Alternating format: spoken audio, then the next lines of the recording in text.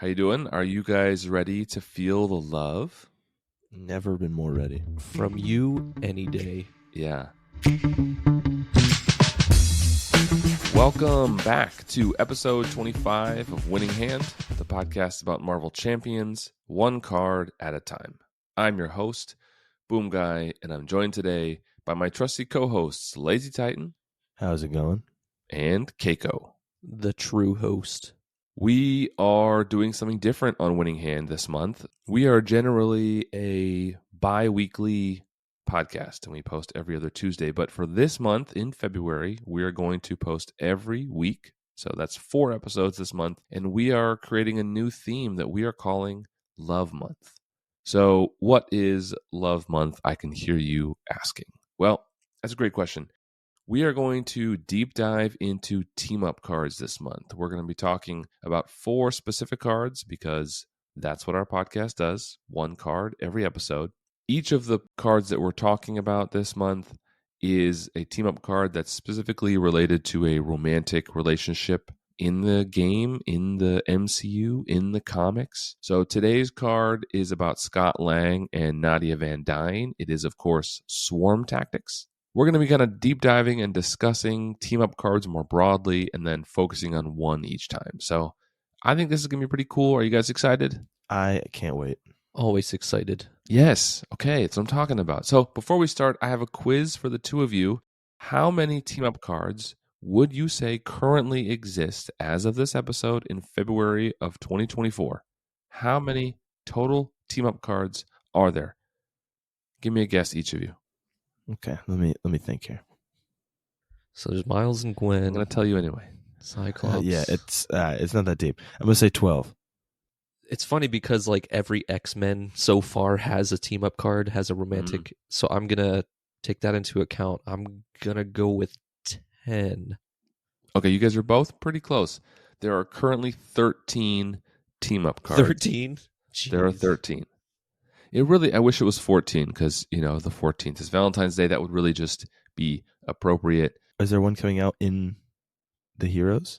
Like that release between now and then? In the Age of Apocalypse? Yeah. I don't know if they teased one. I don't remember seeing one in Age of Apocalypse. I don't really know anything about Bishop or Magic. I don't know. I didn't remember seeing one, but there might well be. I think every X-Men had one and a couple of the X-Force had them too. So most of them have 2 copies.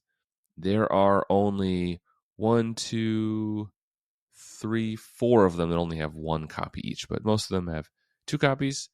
So before we get into the card of the day, we're going to have a short discussion about team-up cards generally introduced in this month. Then we're going to talk about a quick discussion about the current team-up cards, and then we're going to jump all the way into the card of the day with our favorite form-changing heroes. How do you guys feel about team-up cards generally? How often do we use them? Do we like them? Are any of them staples in certain decks? Which heroes benefit from them? Are they better in multiplayer or solo, etc., etc.? What do you guys think? I think I generally like the team-up card idea. I think my only problem with them is that you have to have the other character, and it feels kind of unreliable to have an ally out there all the time. So it's hard to do in solo, but it also sometimes is difficult because then you have to play a certain pair of heroes. But I guess that's kind of the point. But I think some of them aren't as cool. Some of them aren't as interesting. I think overall they're fun. I definitely think some are better than others. For sure. I think it's interesting that they are all basic, so they can be used really in any deck. I guess that's appropriate. None of them are signature cards. Which I like. Yeah, that's probably good. I don't know. I think they definitely have more potential in multiplayer than in solo. In solo, you're playing two-handed or you have to guarantee that you're going to get out that ally that you need. So multiplayer, there's just more opportunities. If there's another hero out there, it means they're always out there when you draw into that card. Otherwise, like you said, there's kind of a lot of setup involved. But, if I'm playing Ant-Man and you're playing Wasp, then I know whenever I draw into it, I'll be able to use it. Which is fun. Keiko, what do you think? Kind of both in that, yeah. Like I like the idea of it, the dynamic of it. It's cool to have that camaraderie between different heroes or different heroes and allies. But yeah, some of them don't really have that punch to them that make it worth playing or spending after getting through whatever those restrictions are, like finding two people that play the separate heroes or finding that ally, which is one of my bigger problems with playing solo, especially when some of these are like max one per deck. But even then, you probably wouldn't want to add more than one anyway. It's hard to say. Are any of them staples? Like, are any of them ones that you use every time you play a hero? Rocket and Groot, Why?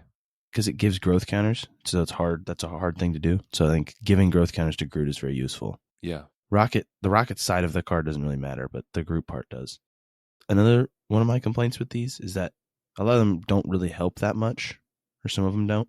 Like a lot of them ready your hero, which isn't that good for most heroes. I feel like they could have come up with something better there. And that's kind of that like punch, that lack of punch that I was talking about, is because some of these you can already play as separate events. They might cost like one extra, but you have more of a guarantee of it. Because I've never played any team up cards. And that's not to say that I haven't put in any team up cards. Daughters of Thanos comes to mind. That one's great. That was the Yeah, best it's a one. good one. Young Love with Miles and Gwen. It's just I've never had those stars align. I've never played with anybody that would play the other hero. I could never either play or find the other ally. But that's just my luck of the draw, I guess. Yeah. Well, there's a lot of like, you really have to thread the needle to get them to work, right? The one that I have used pretty consistently is 2 Against the World, the Iron Man War Machine one, because it does help you search out some tech upgrades. And I think more for War Machine than for Iron Man, you really need to find those. So that's one that I have used fairly often in a deck with War Machine. But I just think that so many of them, it's like you have to get everything just right. And it's hard to make sure that you get it. Like you were saying, Keiko, like there's just times when you draw into it and maybe the ally's not out yet. And so then it's just, then you pitch it for a resource, and then your next hand you might draw to the ally, and you won't see that card for however many hands. And then by the time it comes back again, the ally still might not be there, and it just becomes like a dead card in your deck. Yeah, they have a chance to not do anything unless you're playing the two heroes. Yeah. Which is part of my difficulty with it, is that you can't play them. They're most really useful when you're playing with another person, which is fun. Then you can build like team up decks, but it limits your ability to use them often because they're cool and I like them. I do like the limitation of it. Like you need those two heroes in some form, but again, just the payoff you get from it for some of them or most of them is like you don't get that satisfaction from it, or maybe you just don't even play it at all. You're like, this is even worth trying to get the setup and then playing this card.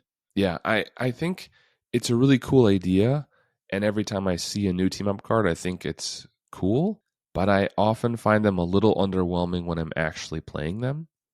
Yeah. And some of them are very specific too. Like some of them do very specific things, and some of them are just like generically good cards. Like some cards are just like Daughters of Thanos, so just draw 3 cards. Good card. That's an insane card. And then some of them are like Quicksilver and Scarlet Witches, which is like a treachery cancel plus it does something else. Some of them are hard to use. Yeah, the one that comes with Scarlet Witch and Quicksilver, I agree. It's an interrupt, essentially a defense card, right? When a treachery card is revealed from the encounter deck, you cancel the when revealed effects and then deal 2 damage. Mm-hmm. So you have to have it in your hand at just the right time, which means in addition to having both of those characters in play, you then have to also have a when revealed treachery. Yeah. Like it just, there's so much that has to happen for some of them to work. So we're going to talk, kind of the next discussion we're going to have is going to be about the team up cards that currently exist and kind of things we would do to change them. But anything else you guys want to talk about in terms of these cards? Like which heroes do you think benefit the most from these? I guess it's a little harder for me to say because I haven't really played all the heroes. I did mention Daughters of Thanos before. That's a Nebula Gamora team up. Yeah. We've mentioned before on this podcast that probably the strongest move you can make is drawing cards. Yeah. And that lets you draw up to 3. It's just 3 cards. It's so good. Do you put that in a lot of decks? Because I know you play a lot of Nebula. That's the thing. I do put it in every Nebula deck, but nobody really plays Gamora ever. I don't think I've ever played with anybody that has played Gamora with me.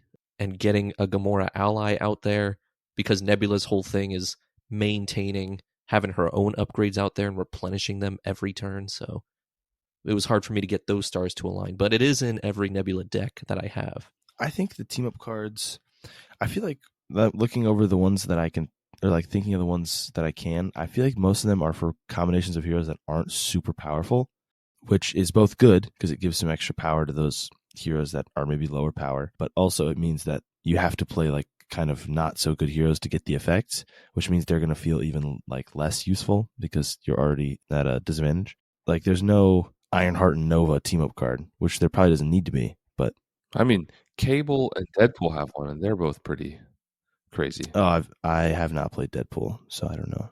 Me neither.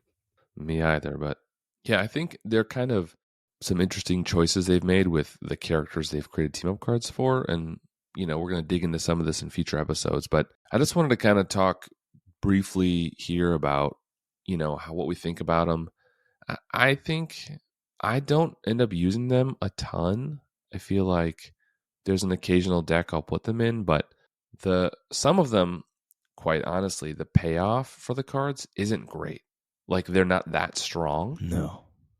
But even the ones that are strong, there's so many things you have to hit to get them, and you can only have one copy in your deck. It's just a difficult thing to really build around, or not even build around, but just to make it work. So let's kind of transition then to the next thing I want to ask you guys. How would we change the team up cards that currently exist? And I'll just start. For me, I think I would make them all cheaper.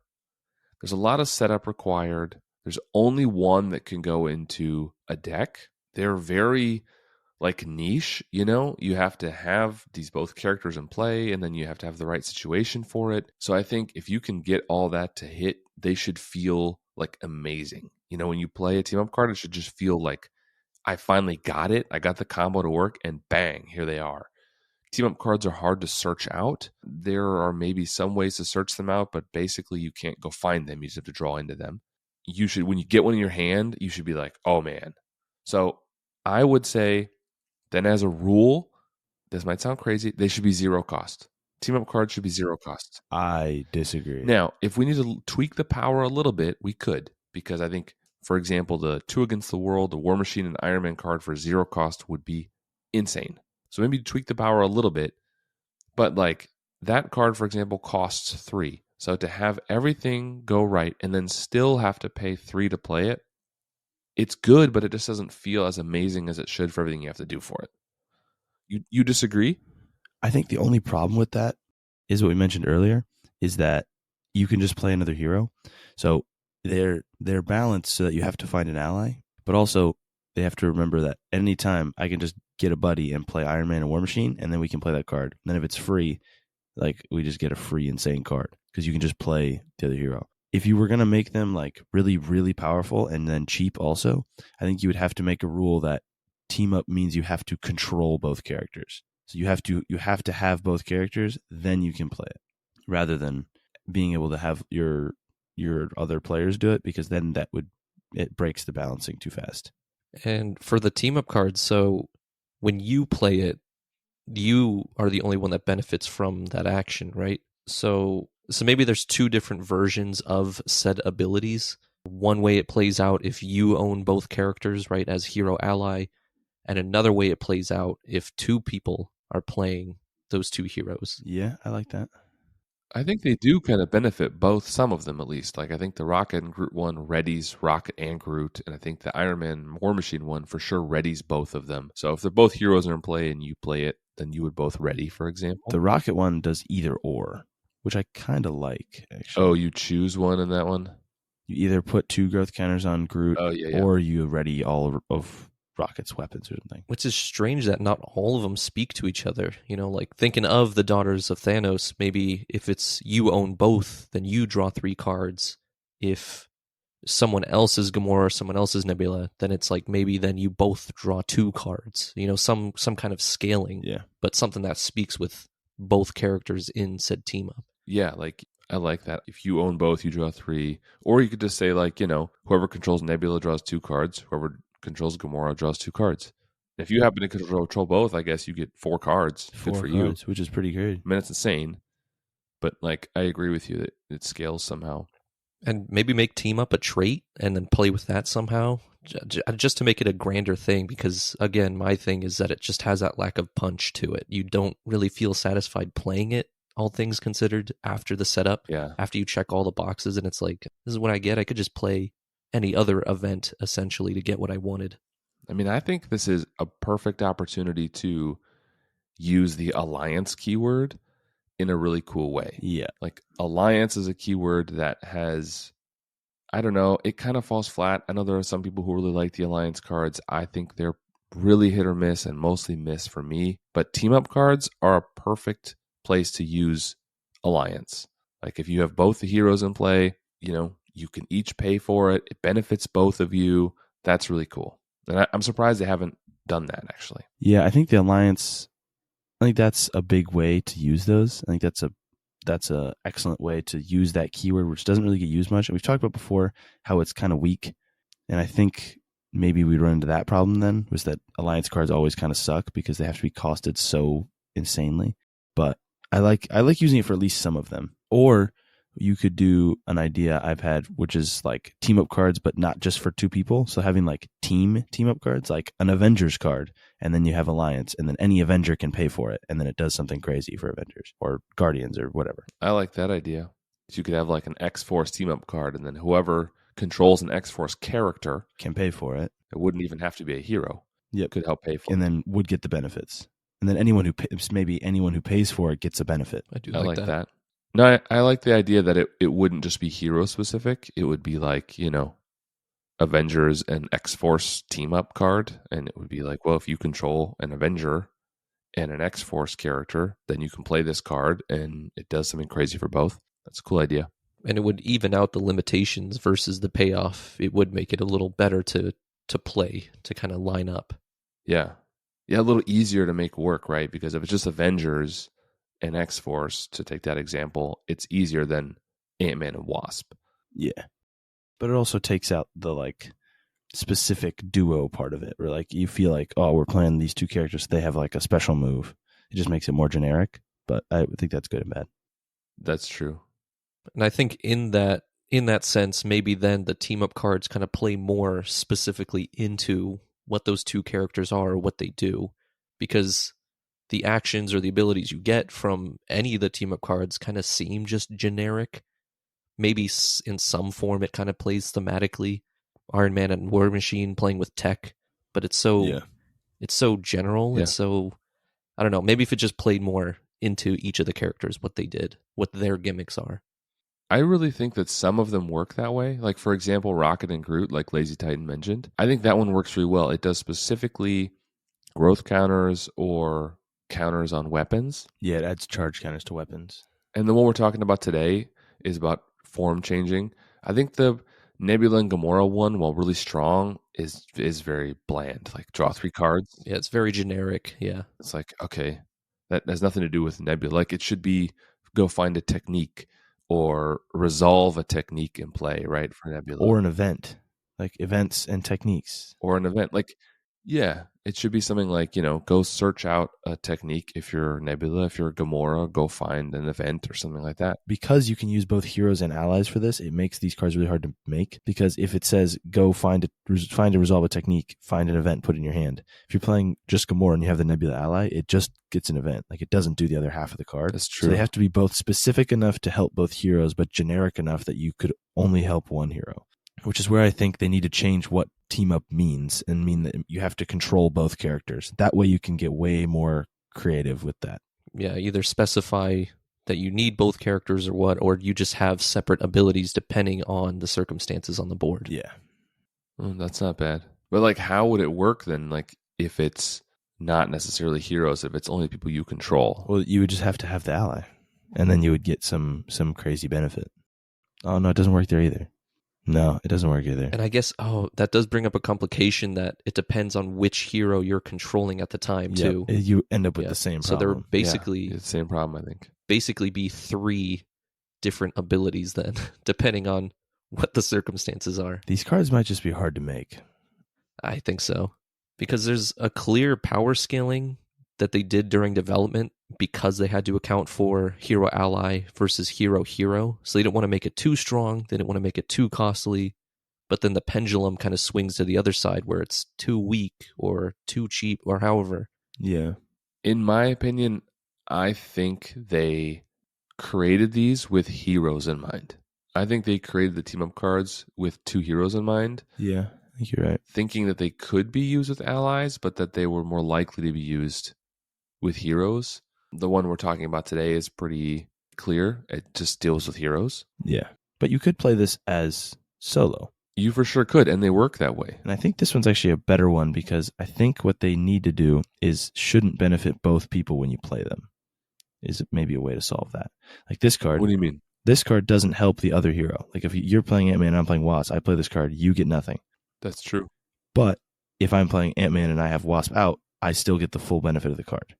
That's also true. So that way it's still a really good card, but it doesn't make me like have to jump through the hoops of game design to try and figure out a way to make this work for all the scenarios that you can have an extra hero, an extra character. I think these are really generic. They're hard because you, like you said, you have to account for different scenarios, right? Like multiplayer, 2 heroes, solo, someone controlling one of each, or multiplayer, someone controlling that ally, right? Because, for example, today's card, Ant-Man and Wasp are both allies in different aspects. You could easily have that where I'm playing Ant-Man and you have Wasp in play. There might be multiple Wasps in play because they're different. They have different like alter ego names. Yeah, right. There's a Nadia, and I think there's also a Janet ally. Yep. It just has to be a Wasp. So you have to have all these things go right, and then it's difficult to account for all that. So I'm not sure how you create a card that feels really strong and feels really powerful for you to play, but also takes into account all that stuff. Yeah, I think you have to, like I said, you have to fundamentally change how they're designed.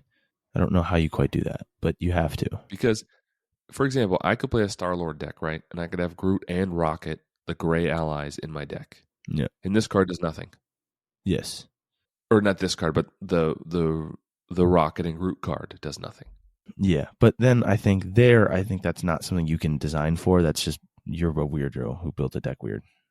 Like, why put those 2 allies in there if their card doesn't do anything? Well, you wouldn't put that card in there then. You might still have the allies. Yeah. But that's just, there's all these cases that could exist, right? Yeah, it's a lot of edge cases here. And that's where I think the idea of making them more team-based, if you control 2 Avengers or if you control an Avenger and an X-Man or something, then you do something. Yeah. I like that. I think that or making it more specific like this card. Making it like this card or making it very broad is the only way to do it. Right now all the team up cards are both too broad and too niche at the same time. They need to go further in one direction. They need to go more specific or more broad. Okay, so then let's transition to the card that we're talking about today. Keiko, why don't you read the card for us? So the card we're talking about today, which we alluded to, is called Swarm Tactics. It is a 1-cost basic event. It is traded tactic, and it is a team-up card for Ant-Man and Wasp, max 1 per deck. It is a hero action, change to your other hero form, ready your hero. And it itself is a genius resource. As always, we'll start with the art.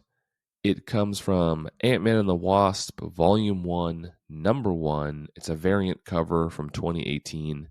And it came in both the Ant-Man and the Wasp hero packs. So there are 2 copies of it.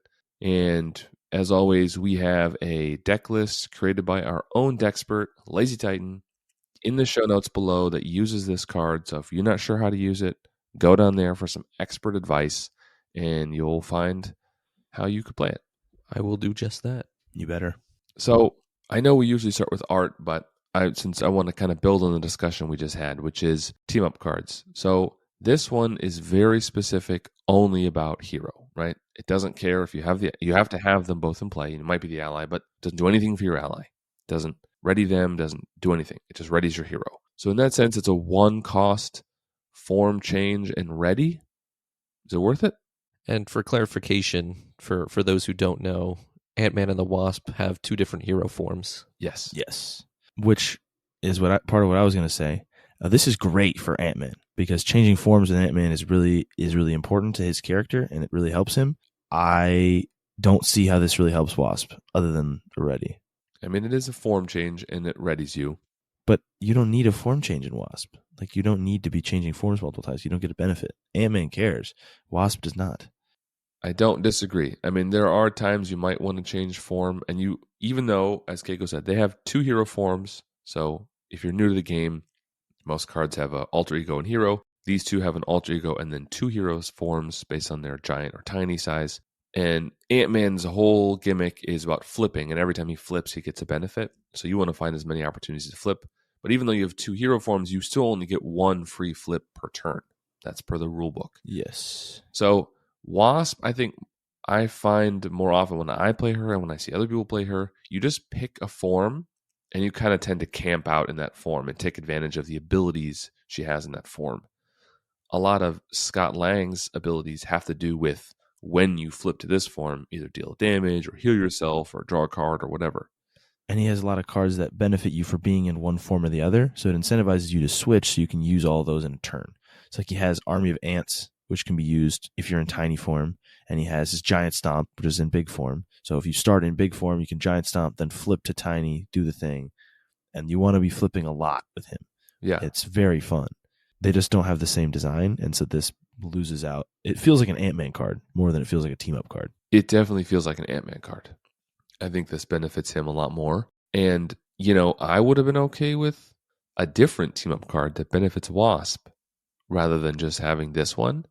So maybe each pair of characters has 2 team-up cards, depending on who's kind of the primary. I think for this group specifically, but maybe, yeah. Yeah, maybe team-up cards are really individual, you know? I mean, it just so happens that this pair is both hero and signature ally for each other, but that's not always the case. Often is, though, actually. Often, but not always. Gamora and Nebula is as well, so it's a little easier to pull this off. So is Angel and Psylocke, but not Miles and Gwen. Rocket and Groot is not. So Rocket and Groot's not. then you have to really build around it even more. Let's kind of transition and talk about the art before we go too much into the other subjects we usually talk about. What do you guys think about the art on Swarm Tactics? I, for one, think that the art for the team of cards, again, going into the punch of it, would have benefited to be custom art.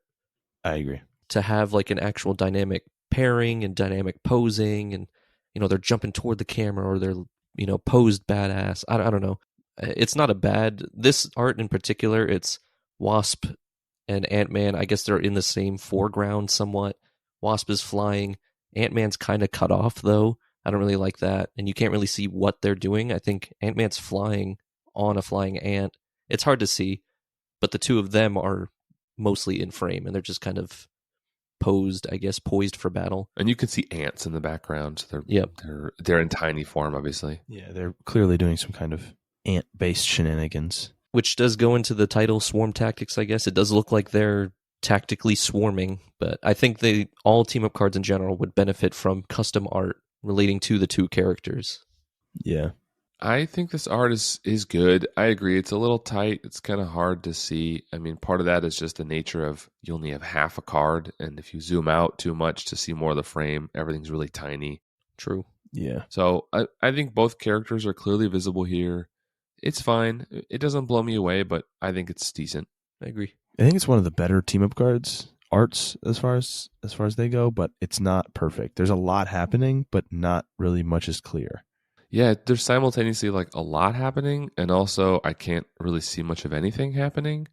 Just kind of this weird dynamic. Like it looks like Wasp is maybe kicking or flying, and Ant-Man is kind of posed on an ant, looking kind of dope, but I don't really know what they're doing. But it's also very busy. I don't know. It's hard to explain. What do you guys think about the theme of this card? So like swarm tactics and the ant heroes. What do we think about this? Again, I think this card is a great Ant-Man card. It's very thematic with Ant-Man because Ant-Man likes to use his basic powers in giant form, and he likes to switch. So this is a very good card if you want to switch out of giant form, then switch back, and then maybe switch back again with one of his other cards. And you get the benefit of his things, and you're drawing cards, and you're healing with his helmet. But I don't see why Wasp is even on this card, to be honest. She just kind of, I mean, she's like most of the picture. She's like important in the frame, and she just isn't really, like, changing to your hero form for Wasp doesn't do anything. It's not. It's like changing for most other heroes. I mean, based on what you said earlier, the more I think about it, I agree that this is mostly an Ant-Man card. And I don't think I've ever included it in a Wasp deck.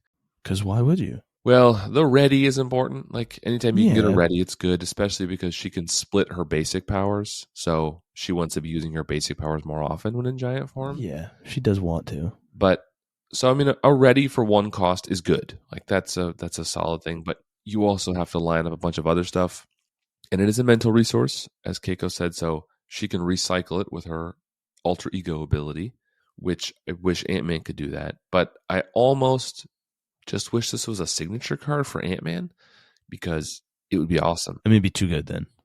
This is a crazy card to just give someone. Limitless stamina plus a flip. But you have to remember with Ant-Man, his helmet. That means this card is 1 cost for either change hero form, ready your hero, deal 2 damage, draw, or no, deal damage, heal 2, or change hero form, ready your hero, thwart for 1, draw a card. But you have to have Wasp in play. Yeah, but no, if this is just a signature card. Oh, you mean signature, but still a team up? You'd still have to have Wasp in play. Yeah. Oh, I mean, you could just play Wasp and leave her out there. And maybe you bump up the cost, I guess, to offset that. Maybe like 2. I almost feel like it should have a something that happens depending on the form you're in to then really boost its ability for Wasp. Yeah, I see that. Change to your other hero form. And then, if you're in giant form, this happens. If you're in tiny form, this happens. That would then give Wasp a reason like, if you're now in giant form, ready yourself. If you're now in tiny form, draw 2 cards or whatever, like some ability. I don't know. I feel like that could be an interesting way to give her a reason to play this because I agree. Otherwise, I just don't see why I'm playing this. And it would honestly thematically speaking, give it more purpose to being called Swarm Tactics, because when it's called Swarm Tactics and the general ability is change your other hero form, it's kind of, to me, there's kind of a disconnect there. But if there were specific abilities depending on which form you're in, it would feel more tactical, right? It would feel more like a swarm depending on the form that you're in. Yeah. Yeah, I agree. I think it could definitely be improved. One thing I think maybe I would change, because we talked about maybe making them tailored specifically to the pair up or the hero, however, maybe. From what I've seen, there's not a whole lot that plays into either of the two having like an army of ants, right? Except for literally Scott's army of ants card. But there aren't like ant allies. Maybe if they had their own separate deck. Maybe if Ant-Man and Wasp had their own different types of ants, right? Because at least speaking in the MCU, they had like bioelectric ants and flying ants. Or even just like other people who are tiny. Like there could be, like tiny could be a keyword on some allies. Like the Ant-Man ally could be tiny, and then there could be a Wasp ally who's giant, and there could be a tiny Wasp ally too, and like then you could have like a tiny giant kind of sub theme where like you can have characters that are in either one.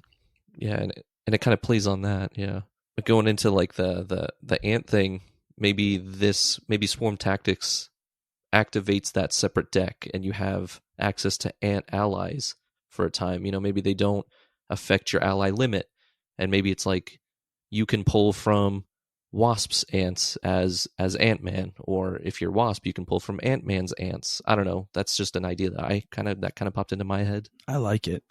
It's a lot of build around. I wish they had army of ants for Wasp as well, or to do something so that you could use that ability. I think the Giant Man leadership ally has the giant trait. Maybe Goliath does. I don't remember. So you could play with the giant stuff like you were talking about, Lazy Titan. And I don't think the other Wasp allies have the tiny trait or the giant trait. They're just traded. One of them's a champion, I think. I feel like that'd be cool. Yeah, but like I think because the Ant-Man signature ally, he gains the tiny and giant trait based on what Wasp is in, but there's no reason for him to have that. Yeah. So I feel like this card could say, change your other form. If Ant-Man is in giant form, this happens. If, whatever, because he does gain the trait that she's in as her signature ally, but there's no reason for him to have that. Doesn't do anything. And I doubt we're going to have more ant heroes. No, this is probably it. I mean, maybe Hank Pym, but that's a stretch. That's what I'm saying. We could have allies. So like they could do a Ant-Man ally, Hank Pym or Scott Lang, doesn't matter. And then two of them. So one's giant, one's tiny. Same for Wasp. You could have 4. So you have a tiny Janet and a big Janet and a tiny Nadia and a big Nadia and a tiny Scott and a big Scott and a tiny Hank and a big Hank. Yeah, I mean, they already did a Hank, but he's not tiny or giant. There's a whole group of characters, and you could just have a bunch of groups, like all the, you don't have to even make 8 of them, but like 4 ant allies that are like different sizes. And then you can, maybe there's Nadia is the tiny one and Janet's the big one. And then Hank's tiny and Scott's big. I don't know. Something like that. Yep, and then throw in Cassie, the Stinger, in there too. Yeah, make her tiny. I don't know, like give us something, and then make that matter. Yeah, something that plays with tiny giant allies, but some kind of ally play, because their whole thing is army of ants. Swarm tactics. Yeah, exactly. Yeah, I agree. Okay, so how do we feel about the power and the fun of this card? It's funny, you kind of have to, from what it sounds like, you kind of have to grade it from the perspective of Ant-Man versus the perspective of Wasp. Yeah, that's what I was gonna say. For Wasp, this is like a 6 out of 10. It's just a free ready. It's kind of cool. For Ant-Man, this is like a 9. It's like, this is such a good card for Ant-Man. It's so much value for so cheap. It's awesome. Yeah, I don't include this in a Wasp deck. I mean, unless I'm playing with someone who's playing Ant-Man, then maybe we each have a copy in our deck. Even then. I mean, because if you're playing with another person who's playing the Ant-Man hero, then you know it's always going to hit. You can recycle it with her girl ability because it's a mental resource, and you can essentially ready yourself again and again. So maybe it's worth it, but it doesn't ready both heroes. It only readies the person who plays it. Yeah. It doesn't let everyone change. Like if it said, if you have another hero form, change hero forms or something, then it could even interact with Angel and these other ones that might come out in the future. That could be kind of cool. Yeah. As it is, I think I agree. It's less good for Wasp. It's pretty good for Ant-Man. It still is not an auto include for me with Ant-Man, just because of everything you have to do. And the Wasp ally is like fine, so I don't always have her out there. Better than the Ant-Man ally. Wasp's Ant-Man is terrible. She's better than the Ant-Man ally, but she's not amazing. No, she's fine. She's like a 3 cost 2/2. Yeah, and she doesn't. When she enters play, it depends on your form. She does something, so she's fine. Yeah, she's fine. But she's not one of those like that I'm always dropping out. Yeah. So how fun is it? I mean, it sounds like it's more fun as Ant-Man versus Wasp. So. Yeah, I mean, I think, and this goes back to what I was saying, and we were all kind of saying earlier in our discussion about team up cards. Team up cards are so hard to make work because of all the things you have to do that they should feel amazing. Like when you get it out and you're like, oh, I can play this card, it should feel like crazy good. It is good for Ant-Man. Like you get to change your form and ready yourself. That's good. But it doesn't feel, even then for me, it doesn't feel amazing. It's like I had to play Ant-Man, get Wasp, keep her in play, draw this card, then play it. Like there's so many things you have to do. It should really feel like when I see it in my hand and I'm drawing up, I should be like, oh man, I drew my team up card. And it doesn't feel like that for me. Yeah. Yep, the work that you put in for it. It feels like it's good to play twice. Like if I play this once, I might be like, oh, that was pretty good. If I played it twice, I'd be like, oh yeah, no, that was value. I would need to get it twice to really get the power out of it, which I think means it needs to be better. I agree.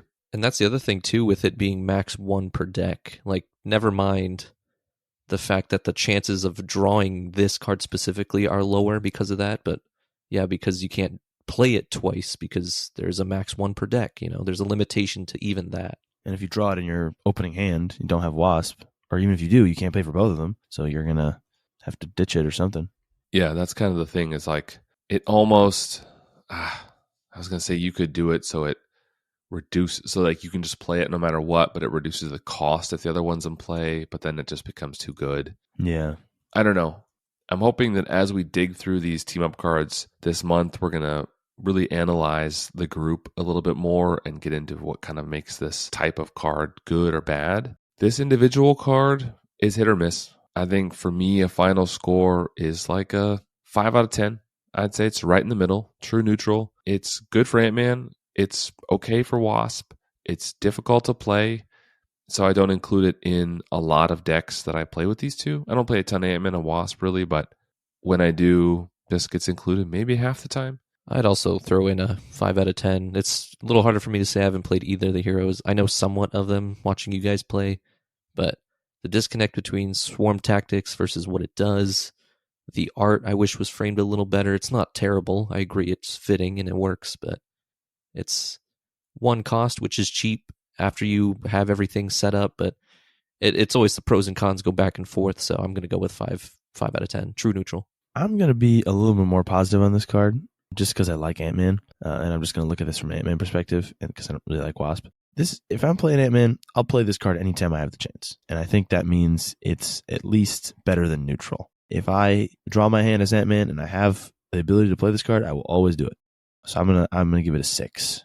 I think it's not great, and I think design-wise, it was one of the earlier team-up cards. I think, like we talked about, team-up cards as a design generally haven't really hit their groove yet.